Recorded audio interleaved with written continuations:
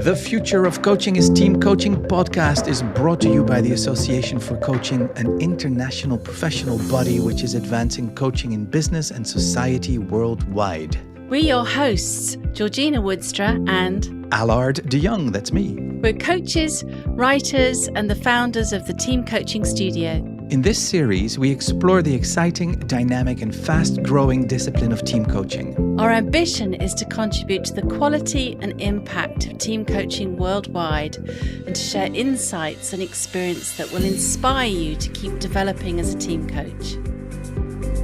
Okay, hi Georgina. Hello everyone. Welcome to the first episode of what we hope will be a series of podcasts under the heading of The Future of Coaching is Team Coaching. And that happens to be the title of this first one too. And so we want to talk with you a little bit about why the future of leadership development is about teams and why the future of coaching is about teams and why teams matter and how that impacts leadership and team coaches, etc. So anyway, off we go for this first one. How are you, Georgina?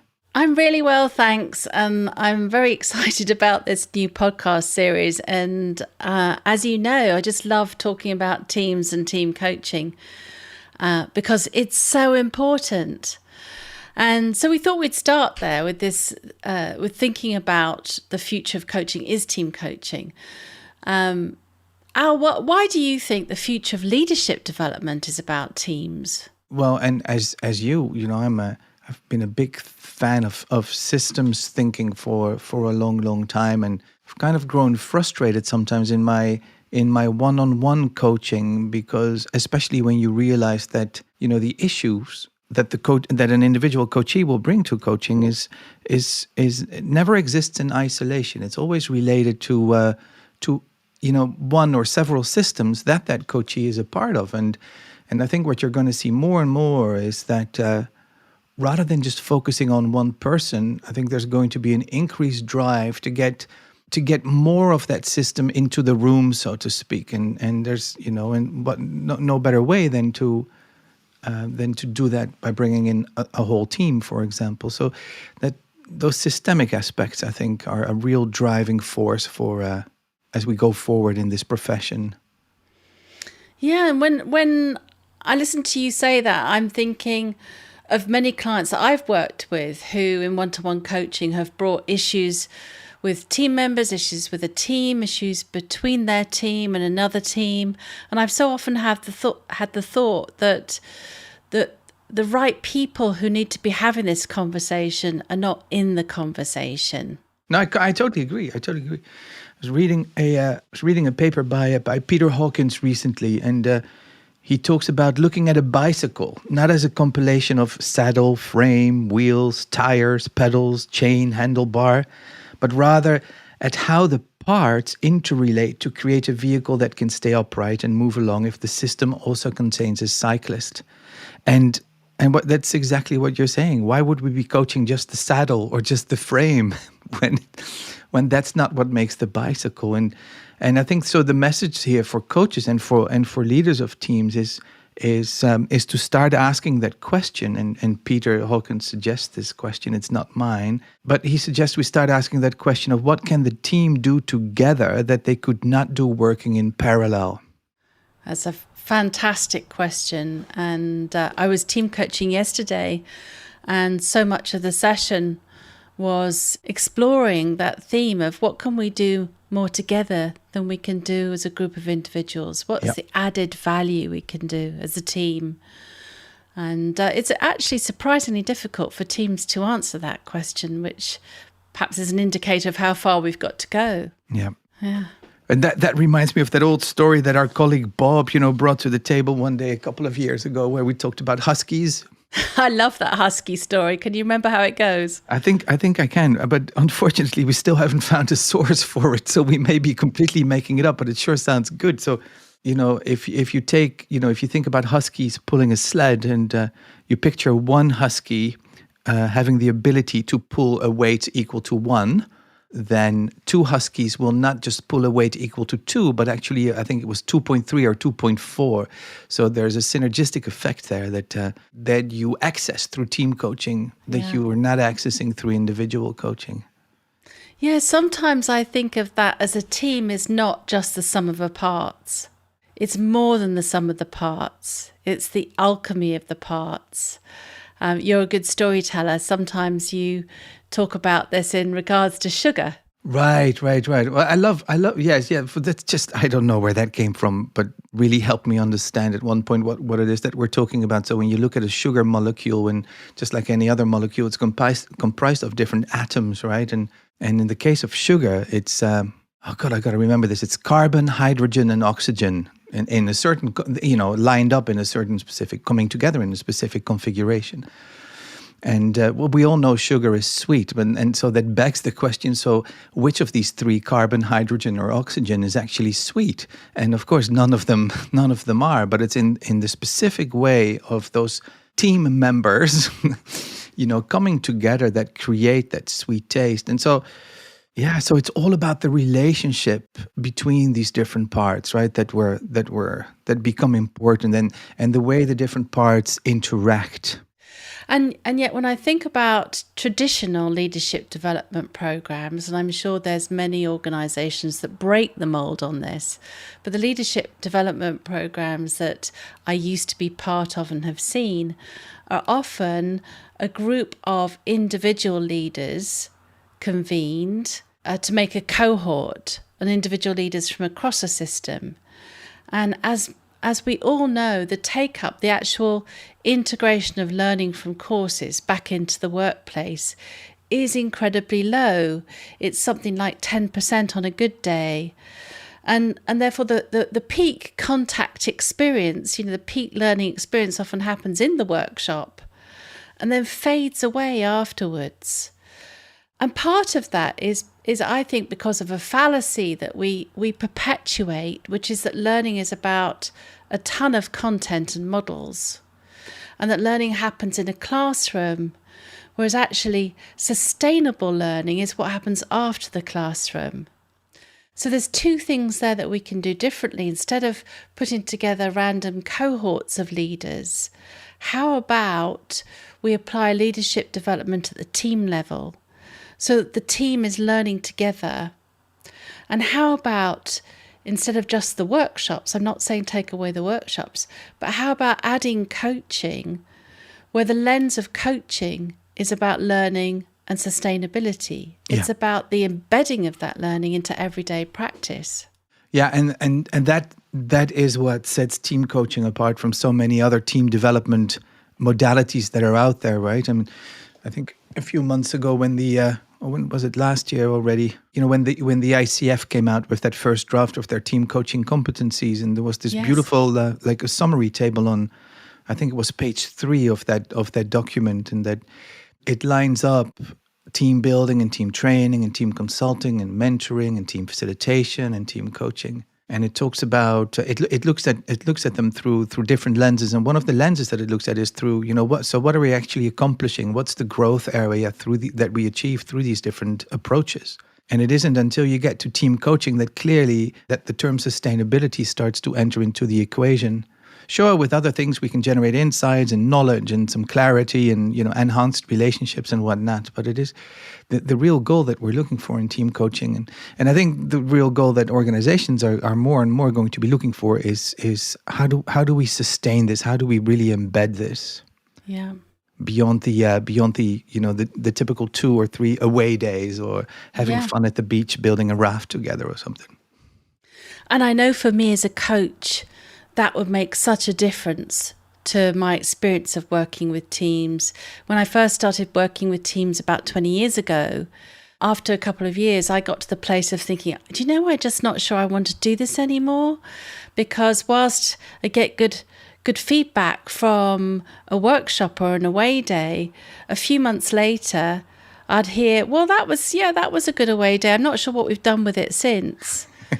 And so many people I speak to share that same experience because the focus isn't on sustainability. So what's the difference about coaching? You were talking about the table in the ICF document about the growth areas, and you were saying team coaching focuses on sustainability. Why? I'm not exactly sure. I think one of the places that I return to, and you know this so often in my thinking about the work that we do, is our dear friend, the late John Whitmore, right? And in his book, Performance Coaching, which is still, I think, one of the Bibles ever, written about in this field. He so more than anyone talks so clearly about raising awareness and raising responsibility. And sure, through consulting and through training and through facilitation, yeah, I think you can help the team become more aware of certain aspects of itself and start to think about its processes, but you're not generating real ownership. And I think that is why team coaching achieves that sustainability so much better than these other approaches, is because it really it requires that the team take ownership of its own processes. Yeah, ownership of its own learning and the sustainability of that learning, and we're there as a catalyst for it. Yeah. So in a way, it's a different frame of reference, a different mindset that a coach holds. Because rather than going into a session looking to achieve a perfectly crafted outcome, say for the team to get a clear vision agreed, or even mapping out a team charter or that sort of thing, they're all really incredibly valuable and essential things to do. But that's about getting a piece of work done. And I would say that a facilitator is perhaps the best at supporting the team so that the team can attend to the content whilst the facilitator manages the process and makes it easy for them.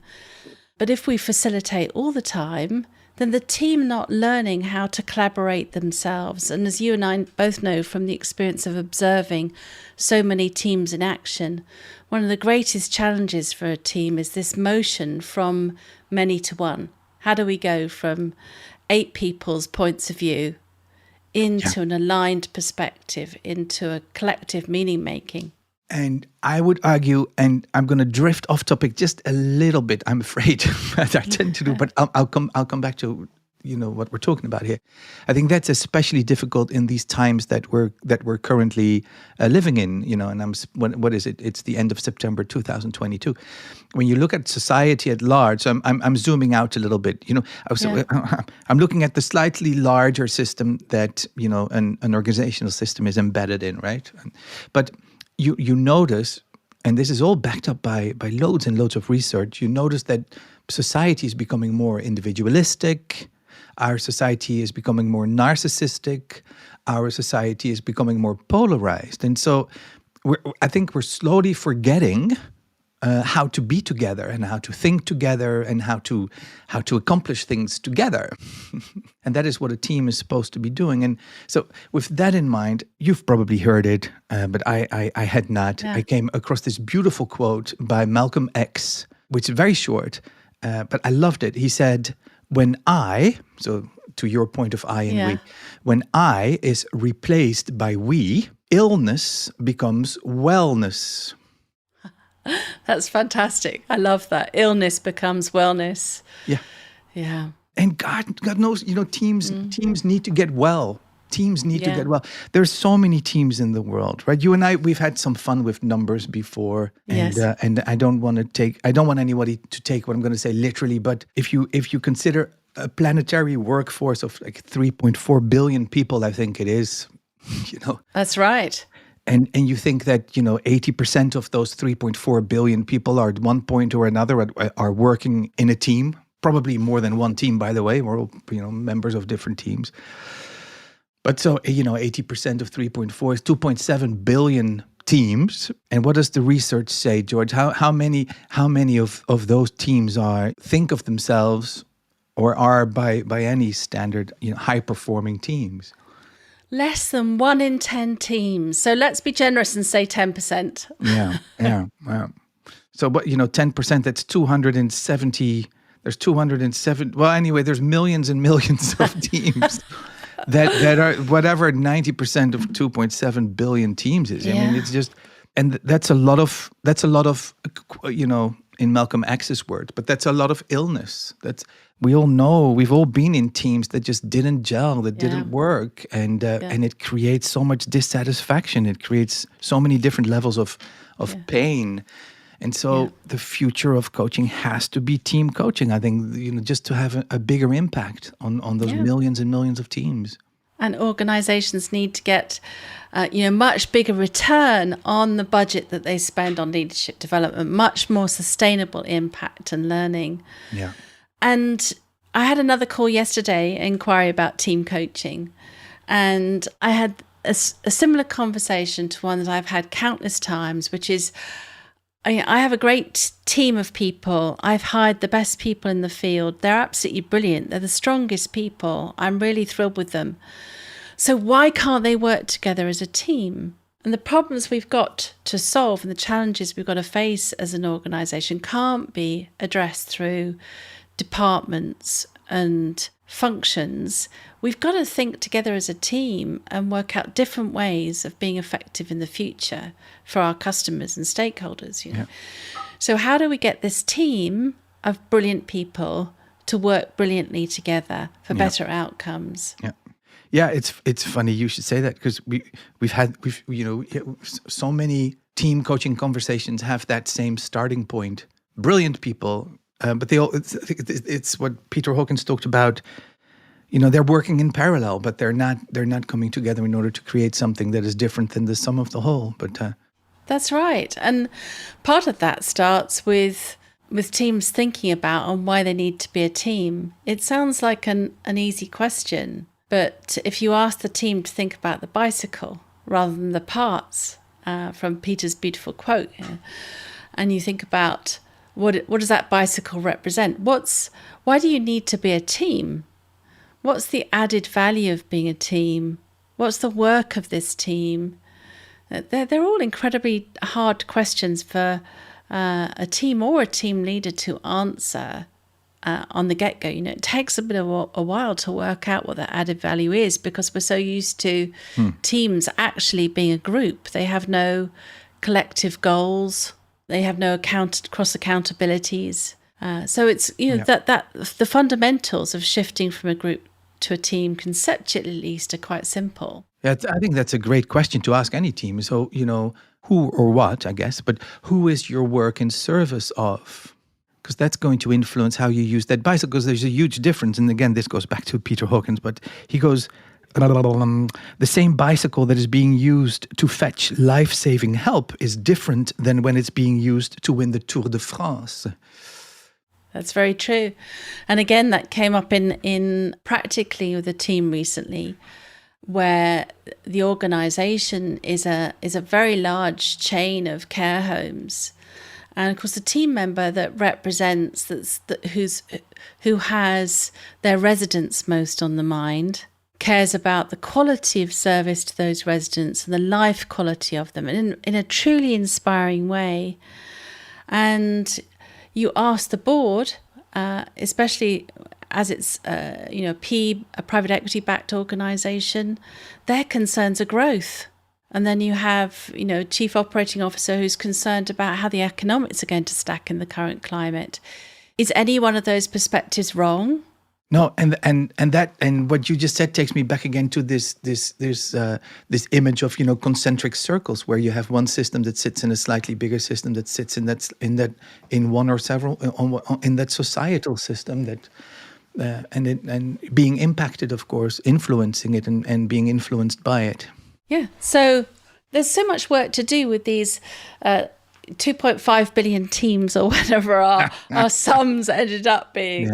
Yeah. And this now brings me to think about leaders, because obviously for those of us who coach teams, we're very well aware of the significant opportunity and burden on team leaders. And some teams have a leader. Yeah. Some teams' leadership's more distributed across the team, especially in partnerships or founder-led teams, this sort of thing. But teams don't function, in my view, without leadership. That needs to exist. And yet, so many team leaders I've met are kind of thrown into the role by promotion. You're promoted, and here you are now. You've got some direct reports. It's kind of happened by way of a sort of organisational chart design, and they're not set up for success. they're not really primed to think about what does it mean to be a team leader, and how do you get the most in this team. And so many have learned organically through their experience of being in teams previously. And if we work on the assumption that less than 10% of teams are effective, then the role models that they've learned from, or the teams they've experienced, may not be great examples of success, of collaborative and collective outcomes. So I'm thinking about, how can we support leaders and get them set up for success? Yeah, I agree. And as if leaders and, and top management in organizations, as if they didn't have enough on their plate already. Yeah. We've spent years and years in leadership development programs, but they too have always have been so heavily focused on, how to be a better leader of this particular person in your team, or how to deal with this particular issue that this one particular person brings. And then when was it? Maybe 10 years ago, a little bit more, maybe, that we saw this explosion of the leader as coach training programs, right? But there too, I think we were trying to help them become coaches of individuals. Yes. And kind of mimic what we would do in our individual coaching practices. But now we for sure, we're starting to get phone calls from people saying, okay, now help me become a leader as team coach. So really developing the capacity of leaders to coach their teams and to understand that role of leadership. Yeah. Yeah, it's hugely important. It doesn't really matter what model or what diagnostic tool you look at. The role of the team leader in team success, like you said, is absolutely key. So we use this thing a lot, which we call the team selfie. Yeah, but a quick but really complete way of kind of taking stock of what of a team's effectiveness and start thinking about what works in a team and what not. And there's a whole section there devoted to leadership. So is the leader credible in the eyes of team members? Does the team leader encourage innovative ways to change, grow, and improve? Is the leader viewed as trustworthy? Does the team leader mobilize the necessary resources? And the list goes on and on and on. Are the team leader's role and responsibilities clearly articulated and understood? And so there's so many different ways you can look at this, but you go, oh, wow, yes. There's a big burden there. There's a big weight on the shoulders of leaders. And I think we can do a better job of helping them see themselves as coaches of their teams. Yes, in fact, Dr. Ruth Ragaman of Team Diagnostic Survey fame, created of the research that goes behind that. But she's often said to me, she sees the role of team leadership as about creating and maintaining the conditions for team effectiveness. So if we create and maintain the conditions for team effectiveness, the team results flow from that. And I think that's a really interesting thought for team leaders. So the next thing I've been thinking about is, when we get the phone call from clients asking for support with their teams, how can team coaches know whether team coaching is the best intervention to offer, the best form of support when they're listening to a phone call from a client? So if you think back to a few recent client inquiries you've had, can you think of any examples of inquiries you've had and how you map those through your mind and go, oh, I think this is team coaching, or I think this is team facilitation? Yeah, it really is a timely question, isn't it? Because when you think of where team coaching is in its as a field, right, in its development, in its evolution, it really reminds you of where one-on-one coaching was maybe 15 or about 15, maybe 20 years ago, actually. And there's still so much misunderstanding out there in terms of what team coaching really is and what it isn't. So even if you get that phone call from a team saying, we want to buy some team coaching, it's my experience that cannot be taken at face value. Again, and at this point in time, in end of September 2022, there needs to be a discussion. Okay, well, what does that mean to you? And maybe I can explain what that means to me, because so many organizations out there are used to, to buying team facilitation or to buying some team training, and may just be using the term team coaching as a badly chosen synonym for that. And so I'd like to start with a conversation about, kind of defining it and going back to the basics of what coaching is, and then building from there and making sure that this is what they're looking for. So if somebody's looking for coaching, what are some indicators of that for you, that it is coaching? I think that they want more than a set of, a pre-established set of exercises, or that they want more than some sort of agendified curriculum that I would have come up with, or that they want more than just to sit there and listen to my expertise or my experience, and probably even that they want more than just having a facilitated dialogue for like a day or something. Really, that they want to, again, awareness and responsibility. So I'm really looking for is are you interested in learning about yourself? Have you had enough of working in this team to the point where you now want to start working on this team and really put the team under the microscope and learn about yourselves and how you operate? I love that distinction that you've made there between working in the team or on the team, and when the team are having conversations around tasks, operations, the content of their work. That's one thing. When they're reflexively exploring, how do we work together, and how effective are we together, and where do we get in each other's way? Where are we at our best, and what hinders that? And identifying learning opportunities in there, then we've got some real coachable topics that we can work on. Yeah. One of the things I think about is I quite often get a new team leader asking me to do some work helping the team to get to know each other. And it's a very useful part of team forming. When you think about the classic getting to know each other workshop, then I'm sure that, there's hundreds of exercises on the internet available or in books for getting to know each other.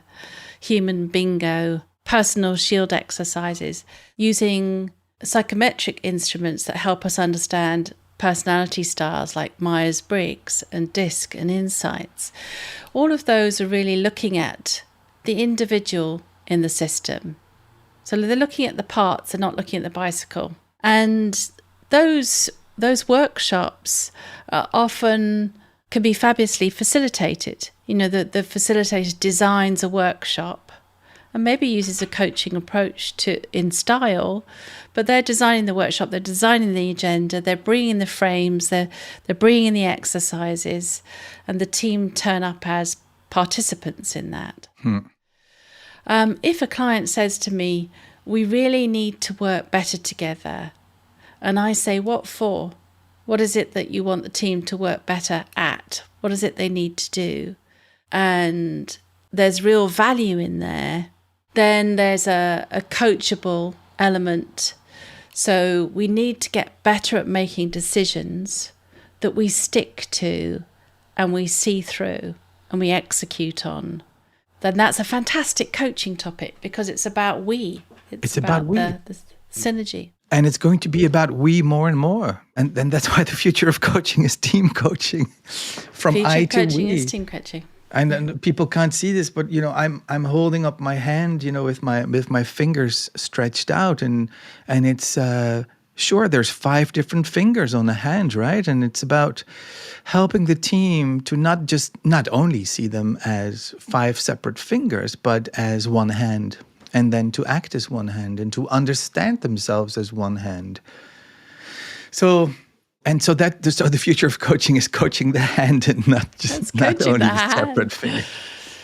Oh, what a lot of brilliant metaphors we've brought in today. And if we stay so ourselves, sure. Yeah. But if for the listener, if any of those metaphors have landed for you, then It could give you a way of talking about the value of team coaching or the difference between team coaching and other modalities with teams. Yeah. If these metaphors don't speak to you, then what metaphors or stories might?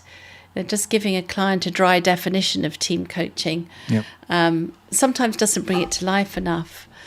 So in our next episode, we're going to be talking about real team coaching and what is real team coaching, at least our definition of it. It's not the worldview, but what do we mean by real team coaching? Yeah. How do we stay true to the essence of coaching, right? When we switch to working with more than one person at a time, Yeah, and the essence of coaching, as you defined earlier on from Sir John Whitmore in Coaching for Performance, about raising awareness and responsibility and ownership. How do we evoke that in teams? So I'm looking forward to that next conversation. For now, thanks for the chat, Al. No, thank you, and I hope at least some parts of this. I hope that it was worth your while listening to us. And we really appreciate the time that you've given us, and looking forward to unpacking this a lot more over the next another five episodes of this. 5 episodes, yes. There we go. Until next time. Thank you very much. Bye. Thanks for listening to another podcast by the Association for Coaching. I'm Georgina Woudstra. And I am Allard de Jong. For 20 years, the AC's purpose has been to inspire and champion coaching excellence, advance the coaching profession, and make a sustainable difference to individuals, organizations, and society at large. To find out more about the AC and our member benefits, follow us on LinkedIn or explore our webpage at associationofcoaching.com. There you can keep up to date with our latest podcast episodes, enjoy the wealth of digital learning offerings, and gain insight from the Coaching Perspectives magazine.